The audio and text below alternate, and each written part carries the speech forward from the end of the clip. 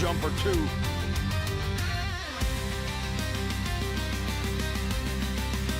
It was a decent size though. Oh, that's nice.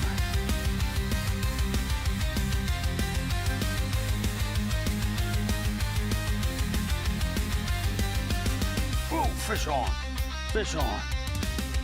Oh my God, that's a hog. Please stay on.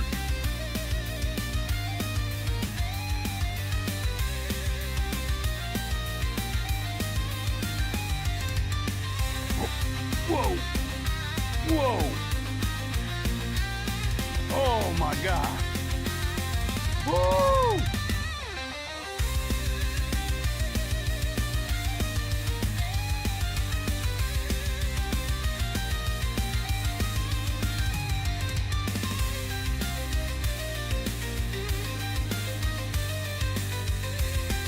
Whoa!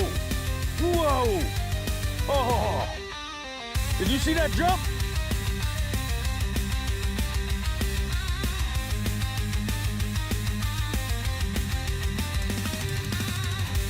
Oh, fish on, fish on. Oh, nice one. There we go, there we go.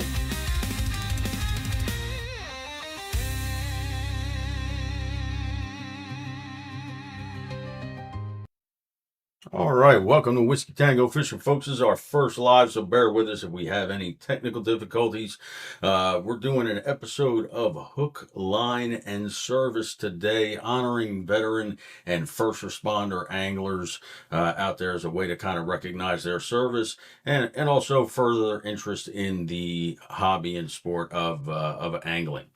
Today, we're going to do things a little bit differently. Typically, hook, line, and service is something where I'll meet up with a local veteran or first responder angler and meet up with them at their favorite fishing hole, right? And we'll throw some lines in the water and talk about their service, their story, and what they love about fishing. But I've had a lot of interest from folks that are not local, and I can't travel all over the place just yet. So today we're going to meet James. He's an Army veteran, and he's all the way out in California.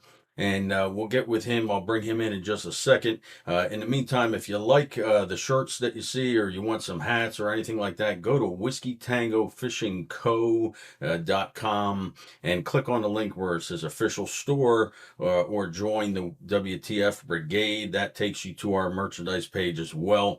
And we've got free shipping on there. As always, like, subscribe, and share this broadcast. Let anybody know who you may think would be interested in it.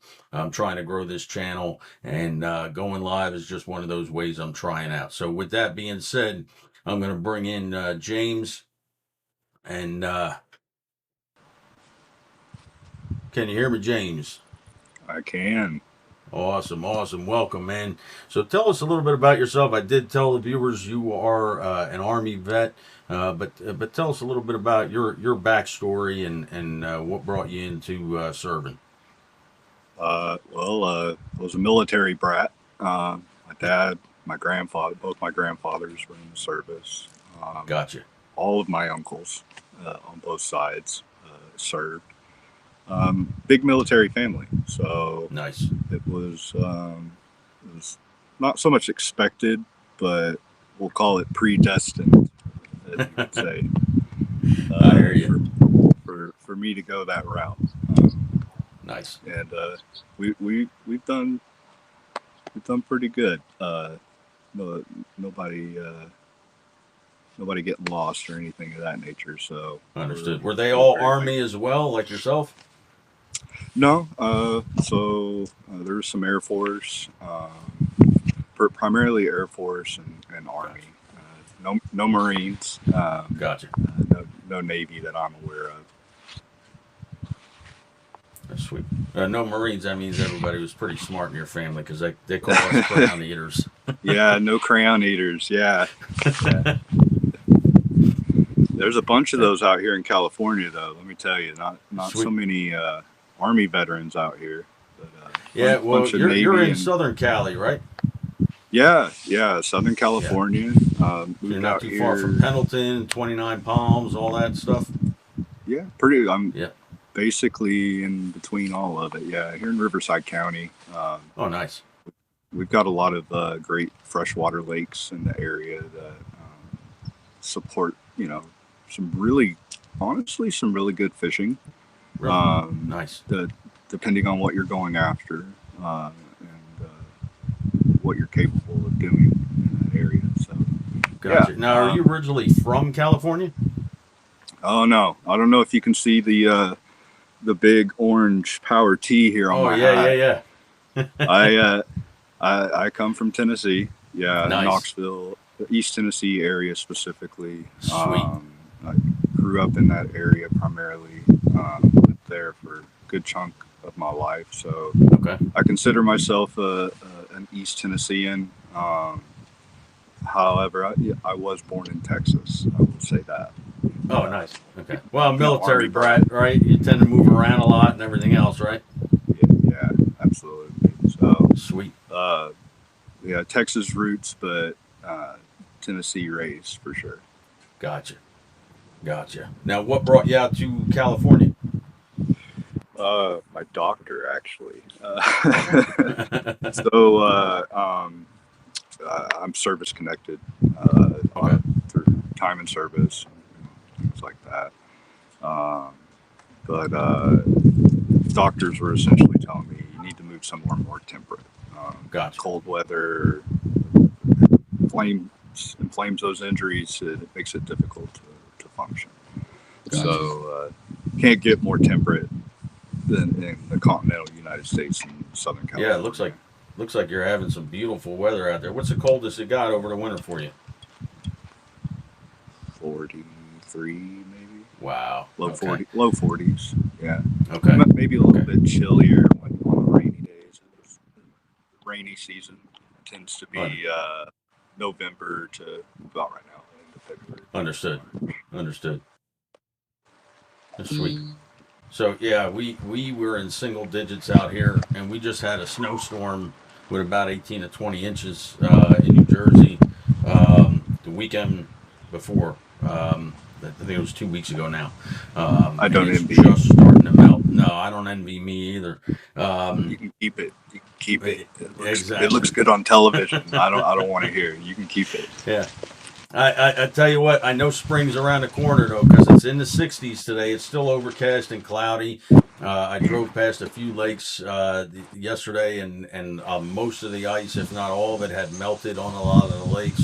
And I woke up this morning, and my spring allergies decided to kick in full effect. So my neck was all stiff, and my glands are swollen, and everything. I started taking allergy meds, Zyrtec, and all that right away. But so I know spring's here.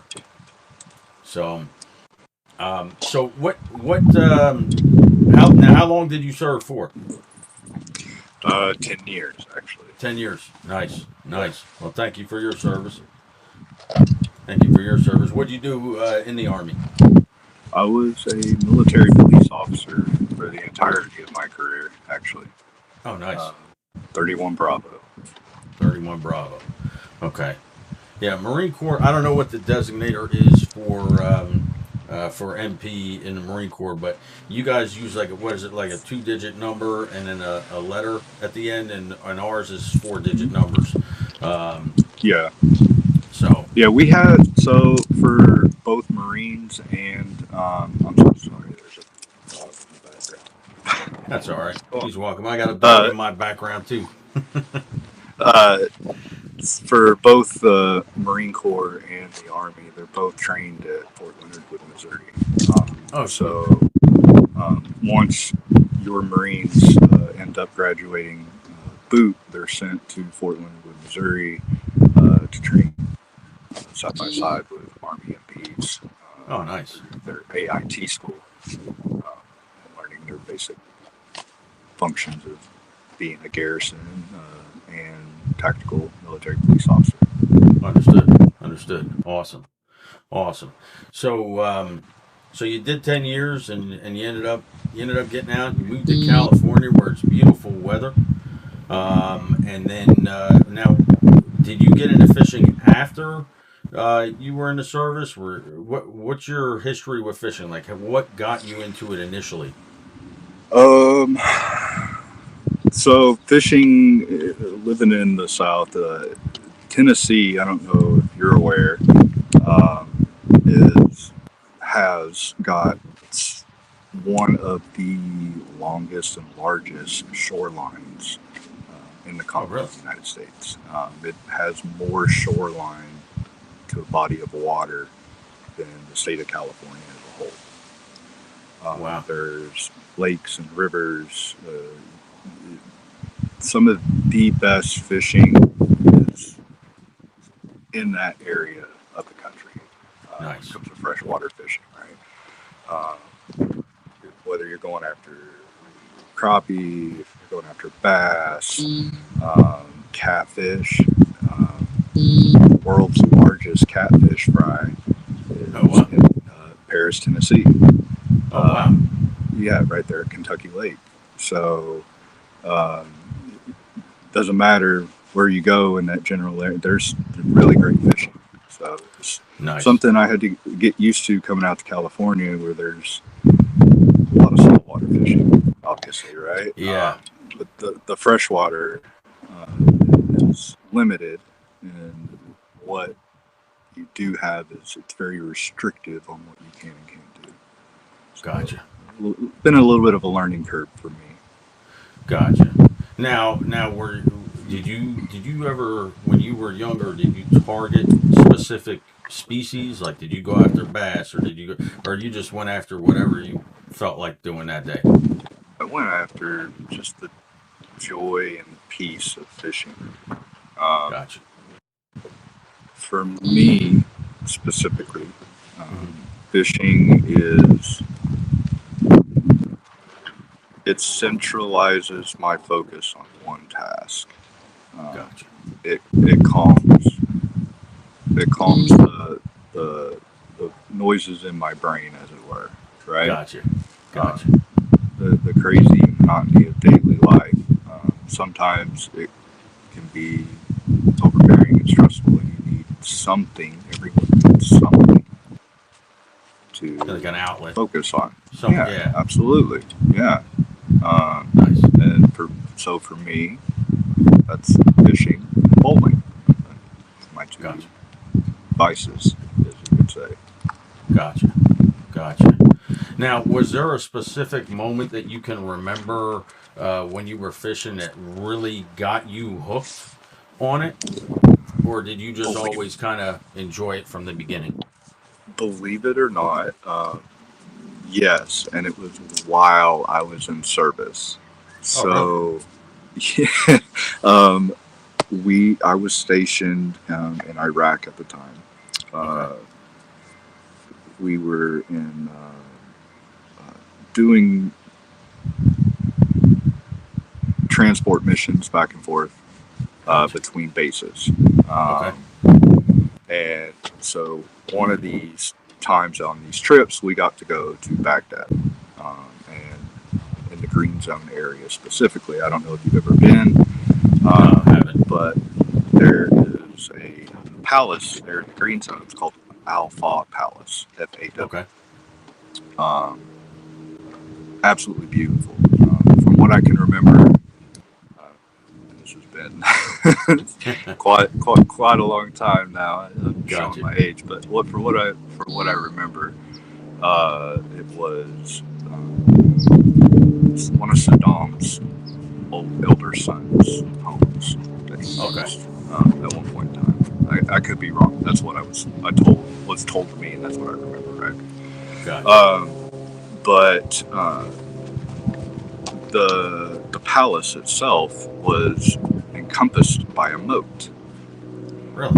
and in that moat were some of the largest carp I've ever seen in my life. Wow.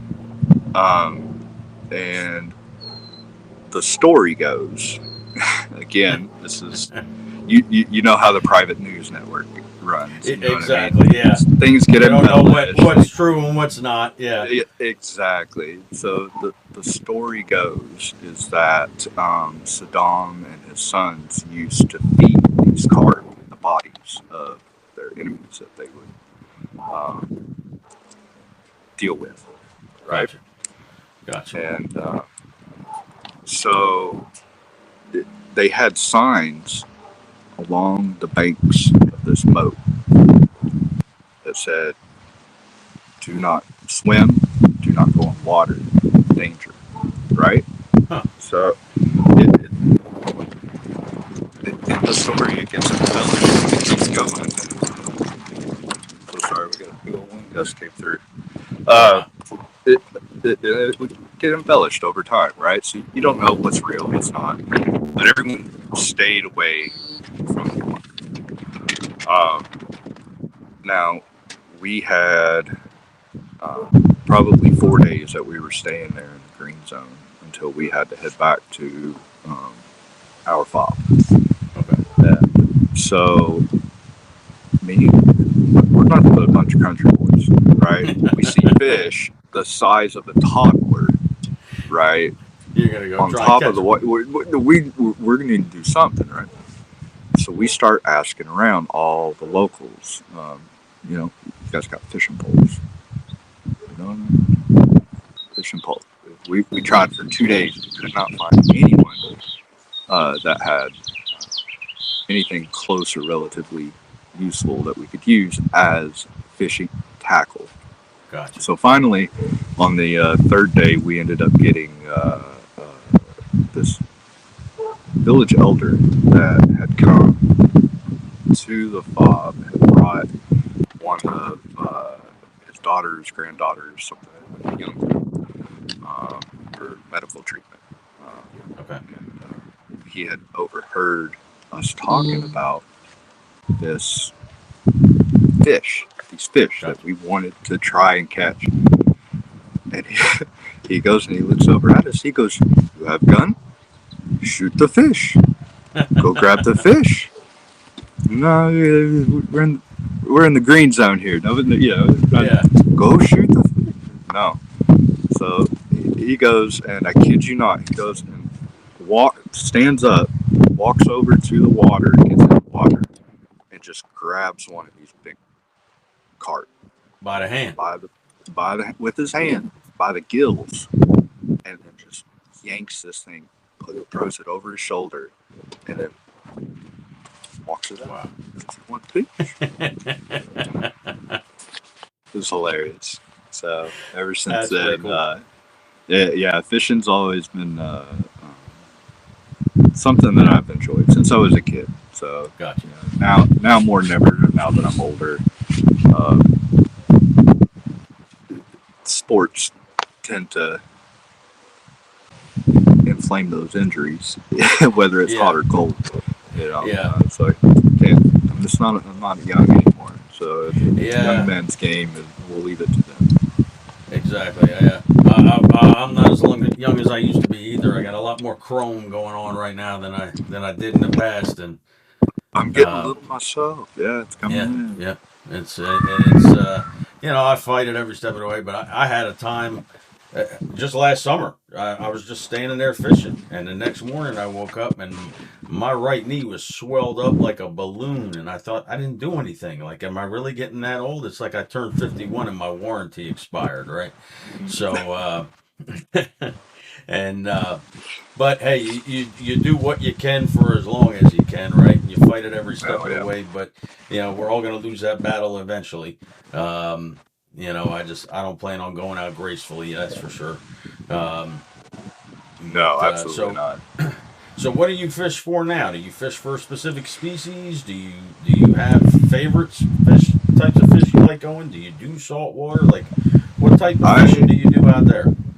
So I've lived out here for over 10 years now, and Oh wow, unfortunately, I have yet to get out into the ocean to ocean fish. I have gotcha. held the tag on my fishing license the Okay. entirety of being here to do it. Uh, but yeah, time and energy, effort, money, I hear you. all those things, they kind of accumulate, and so you got to prioritize other things at other times. Yeah, and, Um, and I can relate to that because I've always been more of a freshwater guy. Like, I'll dabble in mhm. saltwater here and there with some things, but I've got to drive an hour and a half, 2 hours to get to the shore, and like it's like you said, time, money. You're spending gas and putting wear and tear on your car and everything, um, and it's to me, if I'm going out there, it's got to be worth the trip, right? So I'll do a little bit, like in November, I'll do some blackfish or tautog fishing. I went on like a porgy charter last year. I went on a flounder charter. Um, you know, I'll do little things like that, but when you have freshwater fishing nearby, and you could just have your rods in like I got half a Bass Pro Shops in the back of my truck, right?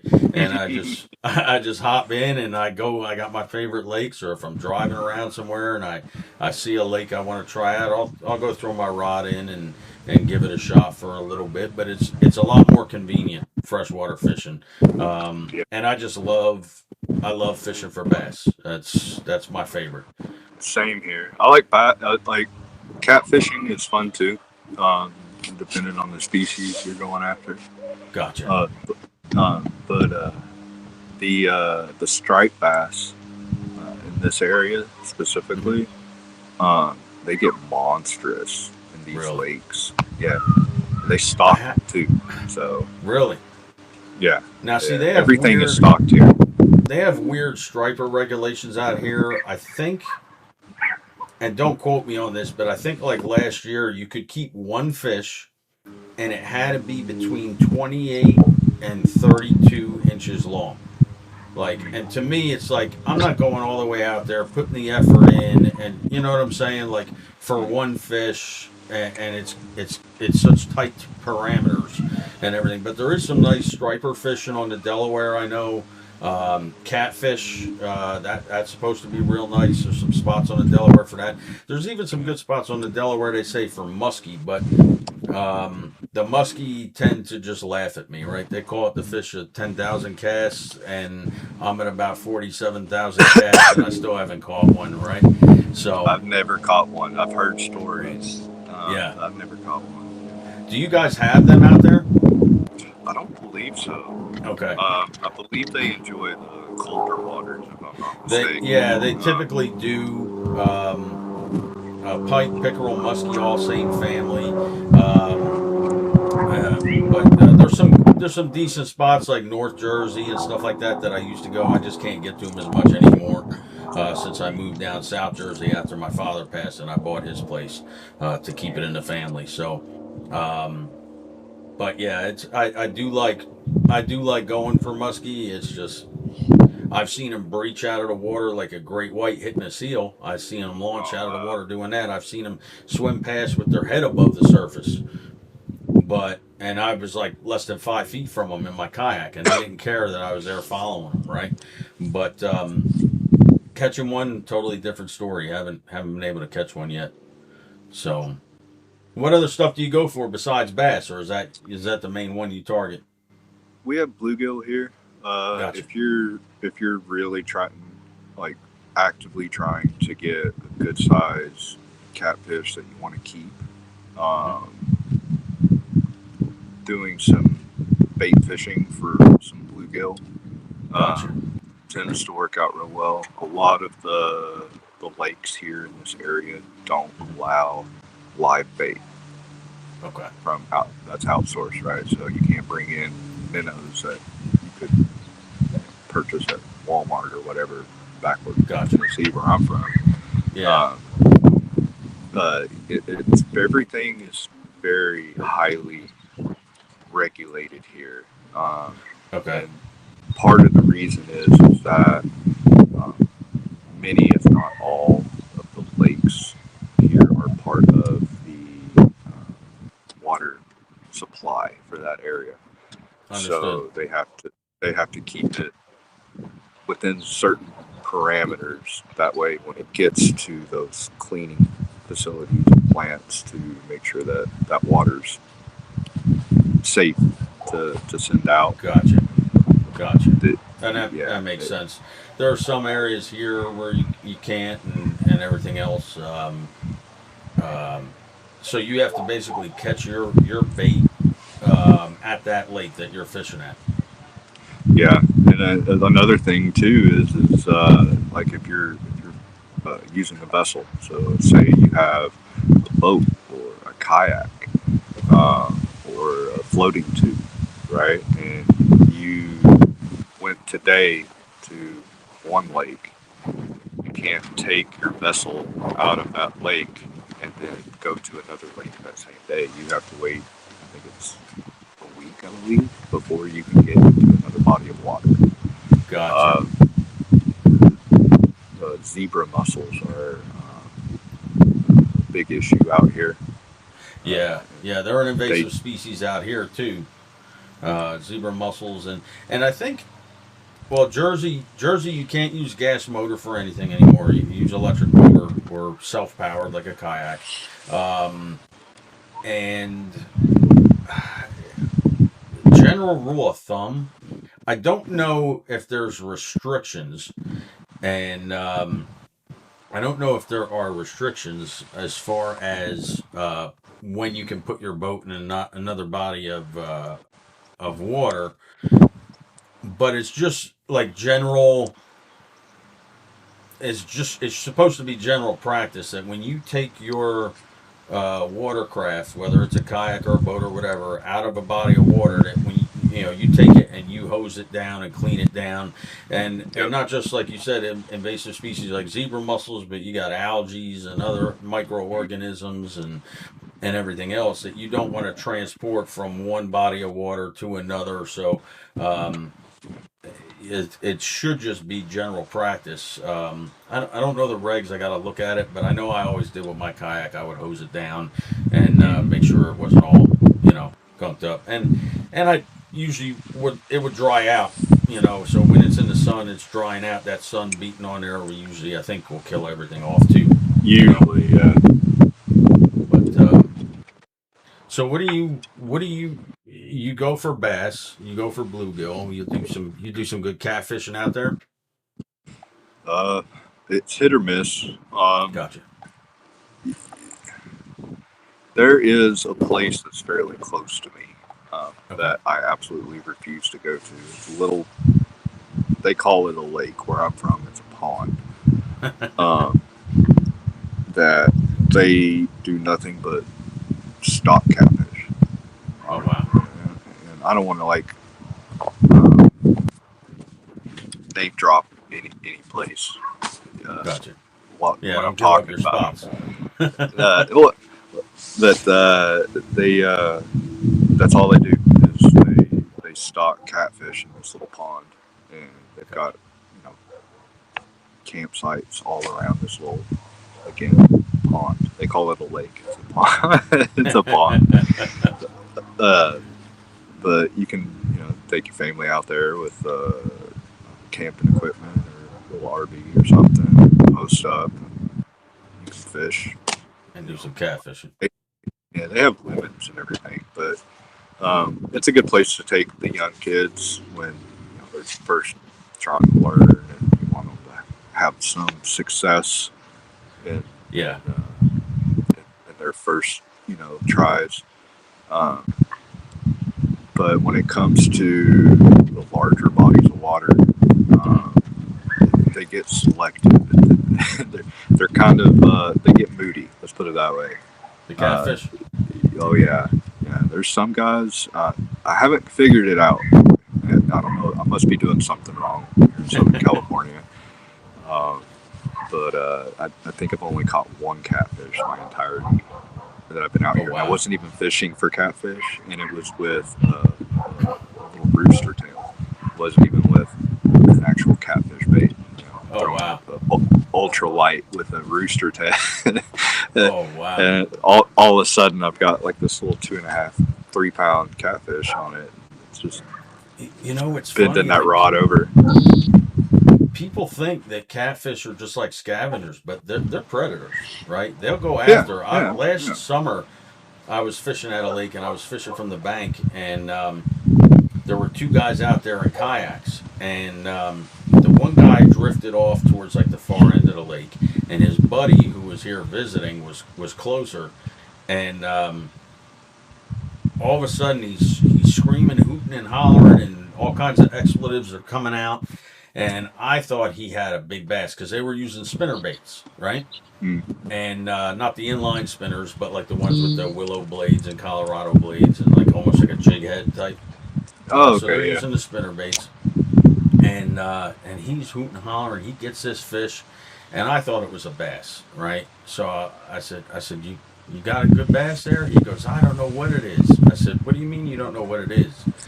And he said, well, I used to be an avid fisherman, but he says I haven't fished in a while. And I said, well, come over this way. So he's getting the hook out, and he's drifting closer to me anyway. And he gets over. It was like a, I don't know, probably about a 6, 7 pound catfish, right? Good sized catfish for that lake. And I'm thinking to myself, if you used to be an avid fisherman, like everybody knows what a catfish is. Most people that don't fish know what a catfish is. And I'm like, I think he was just so excited, like his brain just wasn't working. Yeah, he But could it put two hit, and two together. yeah, yeah, and it hit a spinnerbait. Um, it hit a spinnerbait, and I was cracking up. I was like, man, but that made his day. That made his day hitting that. But Those little so I, spoons on them things, that the flashes, it doesn't matter yeah, what species. If they have any like predatory tendencies at all, those little they'll go spoons, at it. they Yeah, they go after it. Yeah, absolutely. yeah, definitely, definitely. So, but you do some bass fishing too? That's probably primarily what I go after out here. Gotcha. Is yeah. There's some uh, really nice places that I'd love to get to out here in California. Have some lakes that are north of the LA area by an hour or Okay. two that um, hold some state records for Really? some of the largest. Yeah, um, I think What it's is the Clear state Lake. record out in Cali? Oh gosh, I couldn't tell you. I'd be lying if I told you a number. Okay. Honestly, I don't know. I know in Jersey, and I think it has stood for, I think it's been since 1980 or 1982, somewhere around there. But a largemouth state record, I believe, is 10 pounds, 14 ounces in Oh, wow. Jersey. And nobody's broke it for, what, 47 years, 45 And years, somewhere nobody's around there. reported somebody's caught something there, and Nobody's that just not reported it. reported. Yeah. And yeah, so in fact I heard a story, and again, this is the story goes, right, but I ran into a local because I was fishing that lake, um, that the state record was caught at. Last year I was there, and ran into a local guy because I wasn't having a lot of luck. Caught a couple real small ones, and he said he was there with his kids, and he said, yeah, I've been fishing here since I was young. He says, I've caught some 5 and 6 pounders out of here, blah blah blah. And I said, well, I figured there's some good sized bass in here because the state record was caught out of here back in 80 or 82. And he goes, well, and I said, what do you mean, well? And he says, well, they're a couple years after the state record was posted, there were some rumors going around that he didn't even catch the fish there, that he caught it out in western Pennsylvania and tied it off the night before, and then went out and picked it up during the tournament. I don't know how true that is. Mm, Regardless, it's in there as the record, right? So if you want to hold the record, you got to beat that, right? that's a nice And fish tail. 47 years after the fact, 45 years after the fact, they're not gonna just wipe out the record, because back then there was, they didn't have that type of, um, I guess, like there weren't cameras everywhere like nowadays, Mm. right? Where everybody's Do you, got do a you camera in watch their the hand. Bassmaster series at all? I'll watch. What do I think I've caught some of that on TV. Major League Fishing, I know, is on a lot. In fact, I Mm. there was that on earlier this morning. I was sitting there watching that while I was drinking my coffee. It was on, and yeah, that, There that was was a pretty cool. I haven't watched it. there I don't recall watching Bassmasters too much because I don't know if it's on out here on the the TV. there's this one fisherman. Um, Man, I'm trying to remember his name. Every time that I see him on television, he ends up just absolutely landing some amazing. I want to say Cletus McFarland, maybe. Okay. or something of that nature. Um, this he's probably about my age, maybe a little bit older. Gotcha. But he just, it's like he has a sixth sense of knowing where and how to get these fish to bite. It's crazy. You should look him up. He's a really Okay. good fisherman. Yeah, Yeah, absolutely. yeah, yeah. Send me his info and For sure. I'll look into him. I'm always looking at stuff. I'm watching videos, and I'm no expert, right? And I don't always do things textbook. I'll go out there and I'll throw what I feel like throwing, and if it's not working, then I change it up, and I'll work it different ways, or I'll switch to a different color. The one thing I Yeah. will try to do is if I'm at a lake where there's a lot of other people fishing and they're all throwing the same thing or something very similar, I try to throw something that's way different to give the bass a different look. But um, my They whole can be finicky. philosophy they can be, and my whole philosophy is there's no right or wrong. If you're having fun and you're catching fish, then nobody can tell you you're wrong for doing it, right? That's Um, right. so, but what about you? What do you have go to lures or go to rod and reel setups, different techniques, things that you like to start out with, or Uh, things that you go to when the bite gets tough? Or I like trying new and interesting stuff that I've not used gotcha, before. Um, gotcha, I'm all about trying the new fancy things as far as yeah, lures and baits go, just because, like, why not? You know, yeah, it could it could be the next Senko. You never know. exactly, Look at Senkos. People like made fun of him when they first came out and yeah, ridiculed him. yeah. Like just absolutely blasted the guy and basically calling him nothing of a fisherman. And Yeah, here we are today. It's got to be a multi-million-dollar enterprise for Senkos. every bass angler has some in their tackle box, probably in I got multiple two colors, bags. right? Yeah, Yeah, I got it's two bags it, sitting in my tackle box right now. it's Absolutely. it's always almost every manufacturer that makes soft plastics, they have some type, they have some type of Senko or stick worm that they use. Something new that I did get here recently, and this is not a paid endorsement or advertisement. They're not paying Gotcha. me. Or nothing like that. You just Uh, saw it and but decided to try it out. it, I fell victim to the TikTok shop. I'm not gonna lie. Uh, I Just scrolling through TikTok, and Yeah, obviously, being a fisherman, I've got a lot of fishing oriented videos in my feed, right? yeah, And I saw these pop up, and at first I was like, "There's no way," they're cheap Chinese, whatever crap.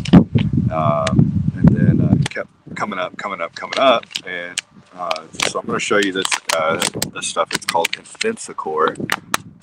Okay, again, this isn't a paid ad. okay. I got some of those. I haven't used them yet. I'll tell you Yeah. the story behind that, but you tell yours first.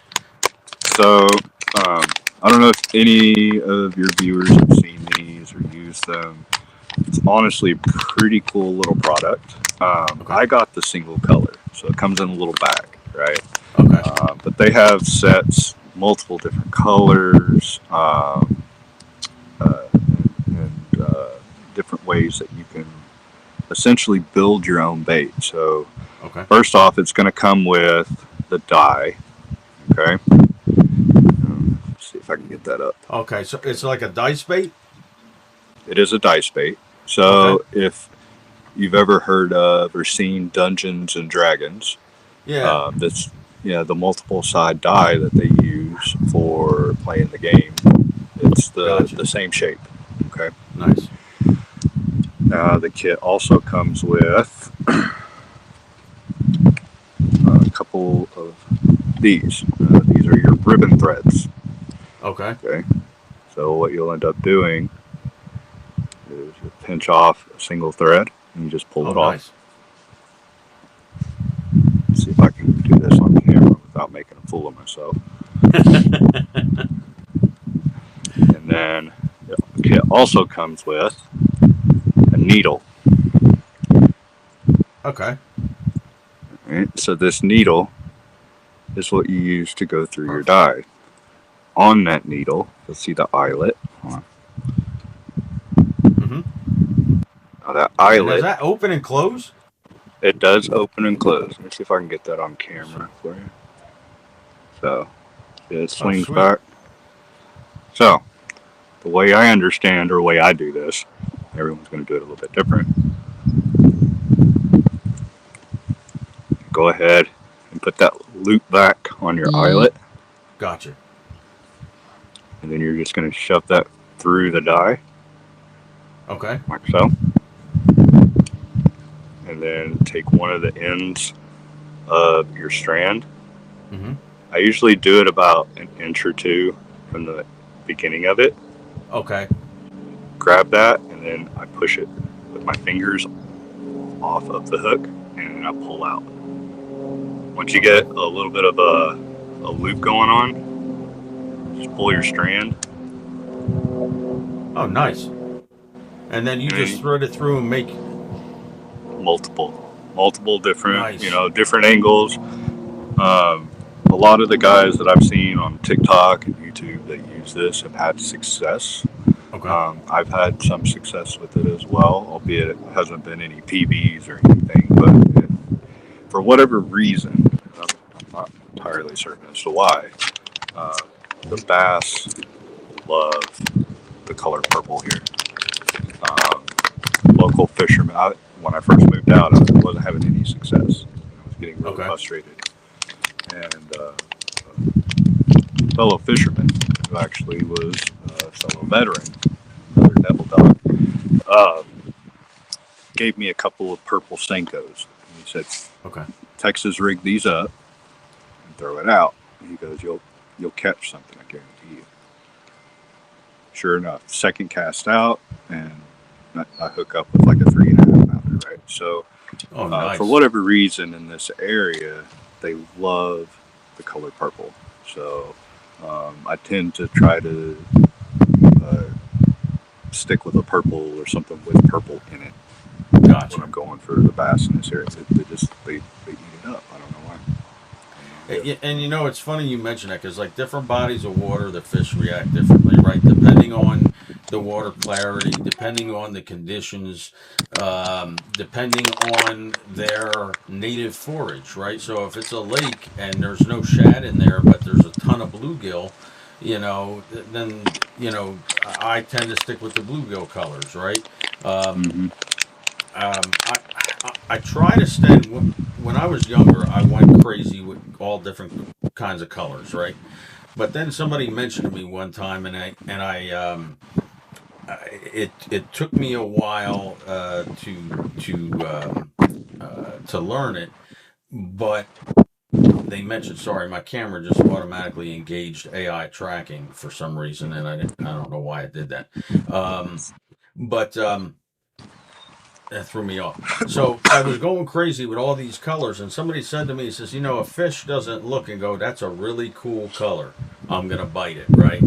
And bass don't see the way that we see, right? So I kind of narrowed down my colors, and I'll do the blacks, I'll do whites, I'll do green pumpkin and bluegill type stuff, and I'll do shad colors, and then I may do like a pink or a purple or a chartreuse or something like that. I may have those for those tough days where I want to throw something different. But um, it's really interesting, and I'm glad you demonstrated that with that Invincicore because I picked up the little multi pack that comes like in a little plastic case, right? Yeah.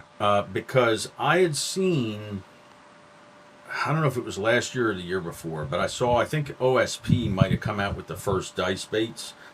Hmm. Um, and they're pricey. And I bought a couple packs, some's with the salt, some without the salt. And Yeah. um, and then Strike King has one called the Tumbleweed, and then Yamamoto's got them coming out now. And but they're pricey. So I had even thought before I found that Invincicore, when you get a Senko and it gets beat up and it's torn up and you need to replace it, well, instead of throwing that out, you can cut little chunks of it and take a Absolutely. jig. You buy your own jig trailers, your jig skirts rather, and Hmm. you take a needle and you can thread it through and make your own dice baits with your leftover Senkos as a way to keep them, from ending up in the trash, right? I've And get a noticed. little I've more life noticed out that. of them. So I've I've noticed got to that do a video fishing's this gone that year. way. Yeah, yeah, and it's I mean I'm sure it's labor intensive when they thread the dice for you and all that stuff, but Hmm. it just seemed really pricey. So that Invincicore looked cool, and that's why I picked them up. And I've got to try and do a video this year where I'm doing the different dice baits and everything. I did try them once, but I didn't have really any luck with them. When you From what fish I with under, them, how are you fishing drop them? shot, drop shot. Drop shot. Okay, so that's how I thought, and that's how I rigged them up on a drop shot, and I didn't have any luck. But um, So what I did is I put a 4 ounce on the end of my line, okay. 4 inch, 4 ounce weight, right? Oh wow. Um, and then I went up about 12 to 18 inches Okay. and put a swivel with that, like a tri swivel. And Okay. then off of that swivel, I have like a 10 to 12 inch little leader with just a normal hook, treble hook, Okay. and put the dice on it. If you do a light enough hook, Hmm. it will float. Oh, nice. So you've literally got the weight sitting at the bottom and holding your everything there. Here's your weight, Hmm. and then here's your bait sitting here floating up Gotcha. above in the water column instead of down on the ground. Um, Now I've seen some anglers on YouTube and TikTok that will have them sink all the way to the ground. Gotcha. Um, my thing with that is that I don't really like because the floor of the lakes in this area Hmm. have so much debris. You tend to get Gotcha. hooked up or hung up a lot. So Gotcha. I would much rather lose a lead weight than Hmm. my hook and lure. So Yeah. that's why I'll do that. I can replace a lead weight for Gotcha. 40 cents. Gotcha. Yeah, Yeah. No, I I'll hear you. eventually. So that's the way I'll do it. But I'm sure there's multiple different ways that you can apply it to use in various applications to get the results that you're looking for, though. And I was thinking that too. I just thought that probably the best way to start out trying it was with something like a drop shot setup. And I'll tell you what, I was real skeptical about the dice baits when I first saw them. I thought, oh, this is another gimmick, right? But when I did some reading into it, apparently the articles that I read said that the reason bass are attracted to those dice baits is because when they first hatch out of the eggs, they're eating small plankton. And Mm, that dice bait kind of emulates that with those, tendrils kind of hanging off and flowing around yeah. and creating some action that they're genetically wired or predisposed to go after something that looks like that. And it's because it's genetic, it sticks with them in their heads even when they get bigger, right? So then Hmm. it's they're not going after the little plankton, but you throw a bigger dice bait up with those tendrils waving around and everything else. It's hardwired and instinctual, and they go after it. If that makes any sense, I don't know if you'd Oh read yeah. anything like that too, but that's what prompted me to actually say, you know what, let me give these things a try and see how they work out. Well, they're a predatory fish. Yeah. So, yeah, I mean, anything that you can do to trigger that predatory response from the Exactly. bass is going to get you a bite. Yeah.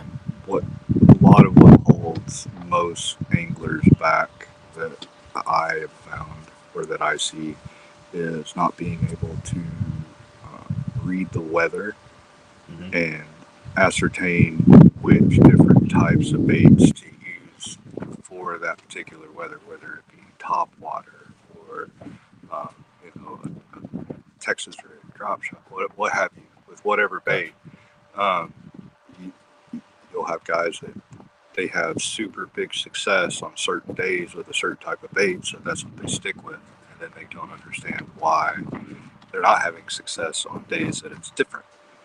Um, Yeah, it, yeah, it, and you make a good point because a lot of people, and I'm guilty of it too. In my past, I was a one trick pony. Like I was just using spinner baits or buzz baits or poppers, and I went through phases where I had luck with it, so that's what I'm going to use, and I would use that every time. And if I didn't catch anything, I didn't catch anything, and I was just that one trick pony. And now don't get me wrong. I don't.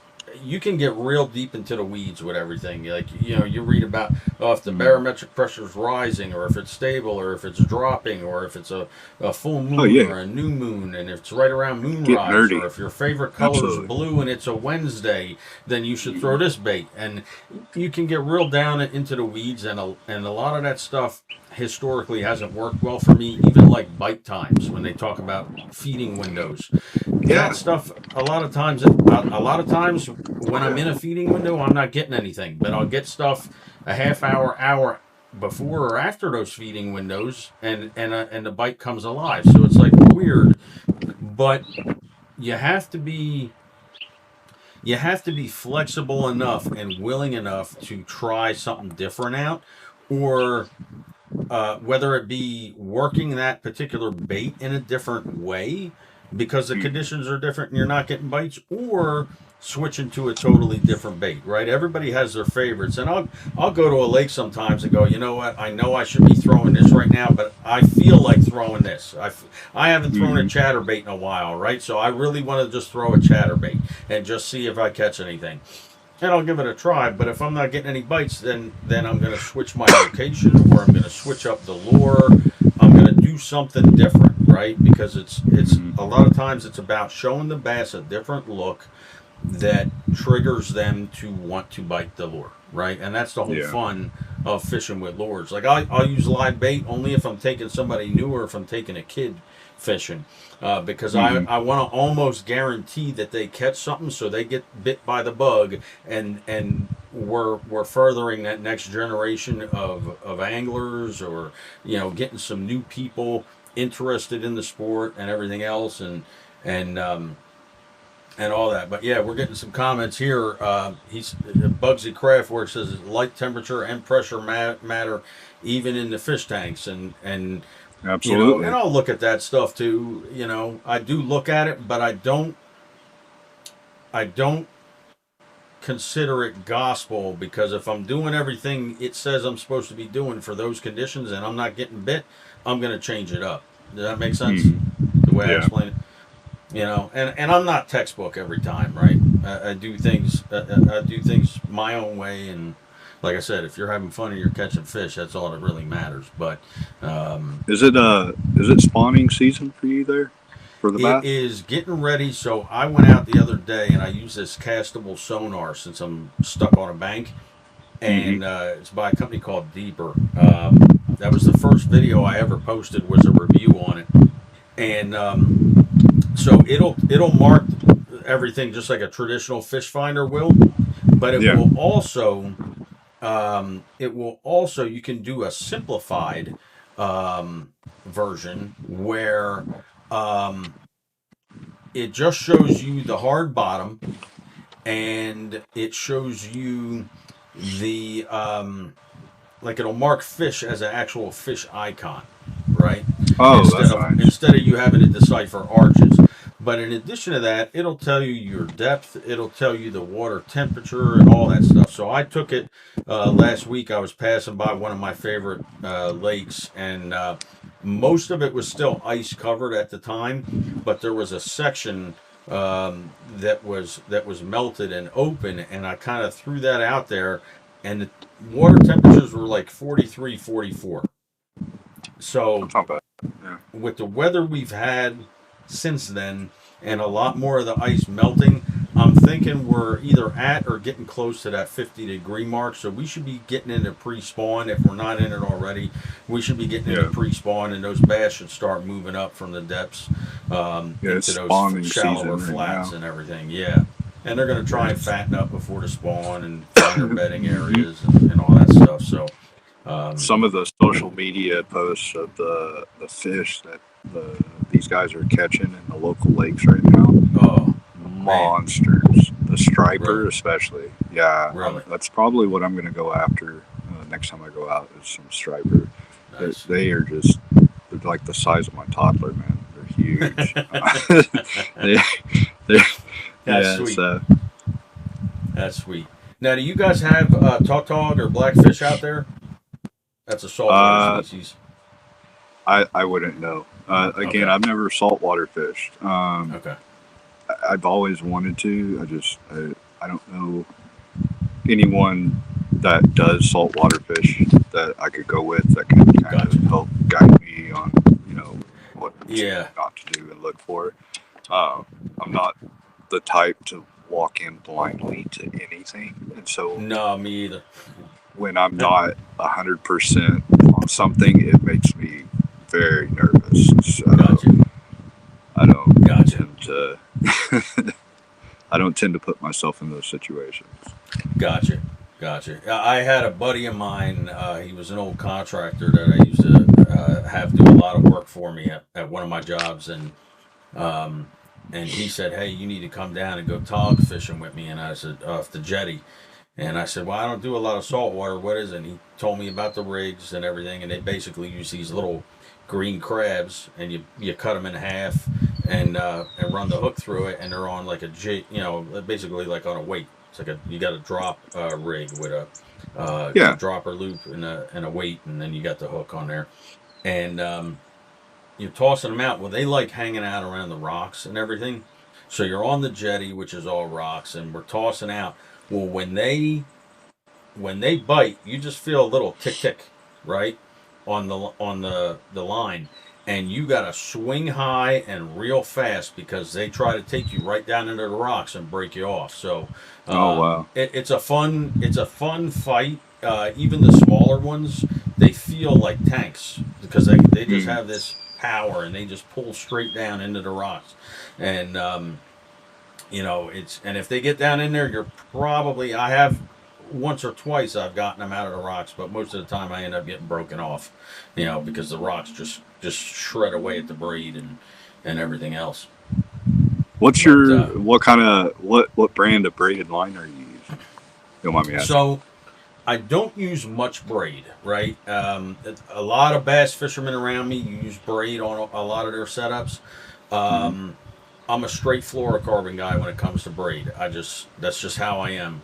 Um, but when it comes to bass fishing, I'm straight fluorocarbon. For my catfish setup, or for my saltwater setups, or my muskie setup, I'll use braid. So I'll use. I like the Power Pro um, braid that I think Shimano puts out. I think Mm-hmm. that's who does Power Pro, and then Beyond Braid is another brand. Beyond. I Catfish use setups, Beyond. you use Beyond. It's I like it. Beyond and then Spider Wire. Yeah. Okay, I haven't messed with spider wire that much in years, um, It's but good if Beyond you want Braid. monofilament. The monofilament Spider Wires, in my opinion, it's Okay, pretty good stuff. Yeah. I'll use I have mono no for my complaints with it. trout setups. I use 4 or 6 pound Mm. mono for my trout setups. My two muskie setups have 65 pound braid, and my catfish and my saltwater setups is either 30 or 40 pound braid on those. Mm. Um, but again, I don't do a lot of saltwater, you know. And I went out once for catfish last year, and I didn't have a lot of luck with it. But I'm going to try and give that another shot this year. A bad day of fishing still better than a good day at work. Just Exactly. remember Exactly. I sit out there. I mean, you got nature all around. I hear the birds chirping in your background. I'm getting jealous. Oh, But yeah, I you can't see the hear them. I got the birds. earbuds in. Yeah. Oh, okay. Yeah, I hear your mic picks them up every once in a while. I'm hearing the birds Mm. chirping and everything. And I'm like, man, I'd love to be outside. And it looks so sunny there. It's kind of cloudy and It's overcast here beautiful today, area. but we're getting there. Spring's right around the corner, and I'm getting a hitch. I'll tell you that much. But Yeah, we're in the upper sweet. 70s today. Not a cloud in the sky. Oh man, Beautiful, Man. absolutely beautiful. And no, you guys don't have humidity out there either, do you? Well, not like we have there on the East Coast. Yeah, Yeah. Yeah. humidity tends to stay relatively low, um, Nice. especially during the spring, summertime. Gotcha. It's when you get during like late fall into winter, Okay. during the rainy season, you'll have obviously higher humidity. Oh, Um, sweet. but yeah, it's a beautiful day today. Now, Absolutely.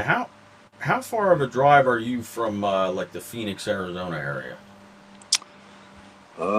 Probably like 4 hours, Okay, so or it's give or not right take around the an corner. hour. Okay. No, like Um. I'm I'm literally 4.5, 5 hours from Vegas, Okay. from where I live. Okay. Yeah. So yeah, there's a place out there that one of these days before I die, I want to get out there. I watch their YouTube a lot. It's called the Hookup Tackle. They're the largest mega bass dealer in the U.S. and so I'll watch a lot of their YouTube stuff. A few of the people that work there have their own channels, and it looks like there's some really nice fishing. The one guy was pulling out 10, 11, 12 pound bass like it's a like like I pull out 2 and 3 pounders, right? He was just one Mm. after the other, and I'm like, what the heck? But looks like there's some nice fishing out that way. But it's like a family run store, um, and they're real good people to deal with, and always wanted to get out. I think they're like out in Peoria, which is on the outskirts of Phoenix or something like that. So Yeah, I I know said the if I area. ever get a chance, I'm heading out that way. I'm gonna go stop in the store and see it in person. So Yeah, I'll have to check that out for sure. Yeah, yeah, send me a link on that. yeah, definitely, If I head if definitely, I head over, I'll send you some photos, maybe some bait.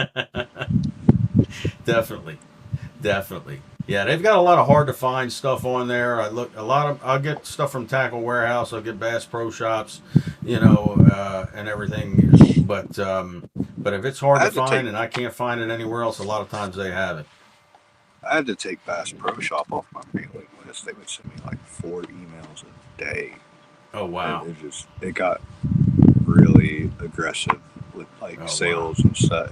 I had to take them off of my email list I because get emails. I don't know how many. I get the big fishing catalogs in the mail, and I'll look through that stuff. But um, it's it is what it is.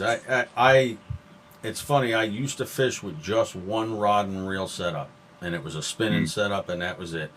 And what happens as you're in the hobby longer, at least for me, um, I wanted to learn how to use bait casters, so that's when I started with like the Shimano DC reels because that digital control actually helped me to be able to get a cast out without picking out bird nests for 18 hours, oh and yeah, been there.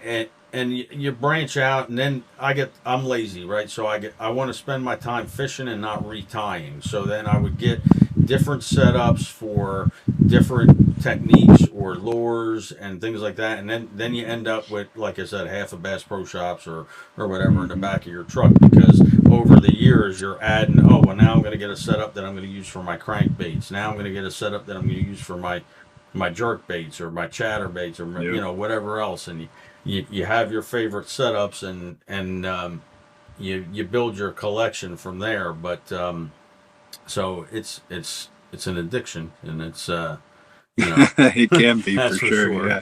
That's for sure. But and at the end of the day, no matter how much money I or anyone else spends on gear or anything else, and whether they're budget friendly or the bougie stuff or anything else, there's nothing that Hmm. says a little kid with a 3 foot Spider-Man pole can't go I've out there and seen it outfish you. so many times. Yeah, So many times. I've yeah, seen grown men out with hundreds of dollars worth of tackle yep, in the standing on the same dock, and then here comes this little 2 year old with a SpongeBob yep. Zebco and ends up catching like a 4 pound bass. And like dad's Exactly. holding on to the kid for dear life. So he Mom's don't sitting go there in trying to after it. fit. Yep, Yeah, mom's trying to sit there and film and camera. yep. Like yeah, it's hilarious. It happens, but like so that's the beauty of fishing, right? Like It is. everyone has that story that gets them interested wanting to fish. And it kind of goes back to like your question earlier that you had. Hmm. Um, yeah, what really got me back into fishing was the story with the carp in Iraq, right? But the very first experience that I had Hmm. um, with fishing was my grandfather. Oh, sweet. We were in Florida at the time, and he went to go fish with some family members out in the Gulf, and he came back and he had this crazy story. He goes, "I'm sitting there fishing, and all of a sudden my rod, it just bends over." He goes, "I fought that thing for 2 hours bringing it in. And it turned out to be a little 2 foot hammerhead shark at the end Oh, of the wow. line." But Wow. it's stories like that. Everyone's got a fish tale, as it were. Yeah. And it's just a way for people to kind of come together. So And it's it's cool. And it's funny you say that because like I love it. Like I'm competitive by nature, right? But I love it when I take a kid or somebody who's just started fishing out and they outfish me, right? yeah. Because I sit there and I say, you know what? I've caught a lot of fish. Oh, God willing, I'll catch a lot more, right? Before I take my last breath. Um, but my whole objective is to get them hooked on it. So if I can see them catching more fish than me and having a blast doing it, and I know the bug bit them, and they're hooked, then to me it's all well worth it. And it's funny. I have gear ranging all ends of the spectrum, right? From basic setups to the real bougie stuff. And yes, are there some advantages with a higher end rod where you get better sensitivity and stuff like that? Yeah. Can you make some of that up by using braid instead of fluorocarbon? Absolutely, right? Because braid has no give, and you'll feel everything with that. Do you need a high end bait casting setup? No, but do you get maybe a lighter weight reel or a smoother reel, or maybe the Mm-hmm. bearings are better, or um, um, you have more metal parts like your pinion gears and things like that instead of plastic, and it'll be more durable and stand up to the beating it takes over time. And there's all kinds of pros and cons. And like I tell people in my videos a lot, when I'm talking about something, don't get so much caught up in this is the brand and this is the model. Focus on Mm-hmm. when I say this is a 7 foot medium heavy and it's rated for 10 to 20 pound line and from a quarter to 3/4 of an ounce lure, right? And things like that, right? Those are the kind of specs, if it's a medium heavy fast action, or when you're using a moderate action rod or things like that. I tell people to pay attention to that stuff because that's what really matters. And then you get what fits in your budget and what you're willing to spend the money on. Um, Yeah.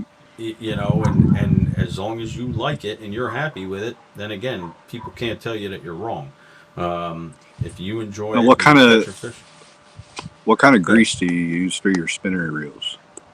So it's funny. I have I actually have behind me a Shimano Stratic that I bought in, I want to say, 99 or 2000, Mm. and I've never taken it apart. Never taken it Go apart. go to Home Depot, Lowe's, Ace Hmm. Hardware, even Amazon, Okay. uh, and get you some plumber's grease. Okay? Really? Reason Okay. the reason you want to use plumber's grease is because it's water resistant. It's going to help keep all of the metal. Essentially, it's going to put a layer between your two metals, Uh so huh. that way it doesn't cause rust or any fusion between those two metals. Gotcha. Yeah, Gotcha. a little bit of plumber's grease. Okay. Slap you a little bit on that little appendix pin that comes up that you screw onto. Yeah. Throw you a little bit on there, and like maybe once every other year, just check it. Or, Okay. whenever you're rewinding your reel, Okay. and just put a little bit. It doesn't take much, but a little bit does go a long way with it. It'll help keep your uh, your spinner rod from fusing together and Oh, making sweet. sure you can do everything part. Especially if you have the ones that have the handle that is reversible, where it has Yeah. the shaft and you can pull it Yeah, out. you got that shaft going through. There's normally on most reels there's no gasket there, so No, yeah, water can and will get in there, and if it gets inside, it's going to cause damage. So that's gotcha, another place you want to put you a little bit of that plumber's grease, just help gotcha. keep everything nice and lubricated and keep everything from fusing together, That's and sweet, starting rust. sweet. That's that's something that I see a lot of people talk about doing it, and that's one thing I haven't ever done was taking my reels apart and mess with them. Now, Especially, luckily, I've never especially had a salt water. catastrophic failure either, right? But Yeah, um, I've never messed with them before. especially your Uh, saltwater rig, yeah. especially just like when you rinse down your boat when you come out of the ocean, like Okay. you want to do the same thing with your rod and reels too. And I do. And I'll rinse them down. I'll rinse my saltwater stuff, especially. I'll hose them down real good afterwards, and then let them dry to get that salt water off of there. But um, I haven't ever broken my reels down, and I know I should. But I think part of me is like time, the time to sit mm, down and do it all. But two, I'm like, well, I haven't had a catastrophic failure. Everything feels smooth. Everything's working fine, right? mm-hmm. So because of that, I think I get a little bit lazy when it comes to that, you know. But I'll look into that plumber's grease because I had seen that other stuff. What is it? Penn makes like the blue grease or something like that, and then there's an oil. It's Yeah, and like the problem with the that I found with the commercial grease that you get mhm, specifically for uh, your spinner rods and even for the bait casters mhm. is they will accumulate dirt and dust. And if you get that in there, it's going to It's cause gonna bind it issues. up too. Right. Yeah. Plumber's grease tends to not bond to the dust and dirt and grime. Or if you're even Sweet. if you're using braided line, the little fuzzy that comes off of it, as it's being used, Hmm. the fibers, it will accumulate. It will cause issues over time. So, just, Gotcha. like when we were in the military, PMCS, and Yep. take care of your equipment, and it'll take care of you. Exactly. And you're a plumber too, right? Or you work for a plumbing company? I am, yeah. I'm the, So the, the manager for a local mom and pop plumbing company here in Southern sweet, California. Um, sweet, I've been plumbing since I got out of the service. nice. I enjoy it. Probably not going to be able to do too much this week because I hurt myself on Friday, but I hear you. such is the nature of the game, am I right? Yeah, yeah. Well, like we said earlier, we're not getting any younger, unfortunately. No, gosh, Um, no. but all right. Well, If you ask my pride, I my pride says differently. always, always, always. Well, hey man, I really appreciate you. I know you're in pain, but I appreciate you taking time out of your Sunday to sit and talk Absolutely. with us again. I want to thank you for your service. Any closing comments, remarks, anything for the viewers before we close out? Just give this gentleman a like and a follow. Make sure you subscribe. He's always got some really great content. And yeah, have a blessed day. I appreciate you, brother. I appreciate you. For everybody else, I want to thank you all for tuning in, and I will catch you next time on Whiskey Tango Fishing. Have a good Sunday.